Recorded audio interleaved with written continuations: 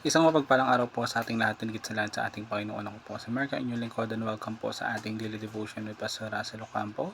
And tatalakayin po natin ngayong araw ay tungkol sa Lamentations. And topic natin is about great is God's faithfulness.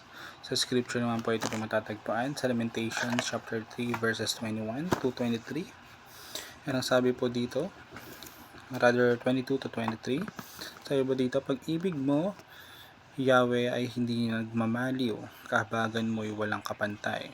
Ito ay laging sariwa, bawat umaga, katapatan mo'y napakadakila. Sa ating unang katuruan, God's love never ceases. So ano man yung ating pinagdadaanan, kahit sa gitna ng pinakamahirap na pagsubok, mga kabiguan o yung kalungkutan, yung pagmamahal ng ating Panginoon sa atin ay nananatiling matatag at walang katapusan. At hindi ito nagbabago o nababawasan base sa mga sitwasyon. Pangalawa natin, God's mercies never come to an end. So yung awa at habag ng ating Panginoon ay patuloy na dumadaloy at walang hangganan. Bawat umaga ay may bagong simula at binibigyan niya tayo ng pagkakataong makabangon muli at hindi niya tayo pinababayaan sa ating mga pagkakamali. Pangatlo natin, God's faithfulness endures forever. So, dakila ang katapatan ng ating Panginoon.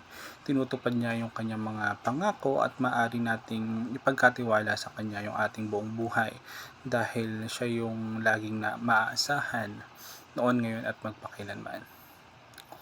Sa ating application, number 1 natin, devote yourself to loving God and obeying His commands. So, bilang tugon sa kanyang walang hanggang pag-ibig, narapat lamang na ibigin din natin siya ng buong puso. May pakikita natin yung pagmamahal na ito sa pamagitan ng dapat pagsunod sa kanyang mga turo at kalooban sa ating bawat desisyon. Pangalawa natin, love others as God has loved you, drawing from His unfailing love. So, hindi natin kayang magmahal ng tapat gamit lamang yung sarili nating kalakasan. Kaya naman dapat tayong kumuha ng lakas mula sa pag-ibig ng ating Panginoon upang magawa nating magpatawad, magmalasakit at magmahal sa ating kapwa, maging sa mga taong mahirap mahalin. And last natin, rest in God's love, mercy, and faithfulness every day.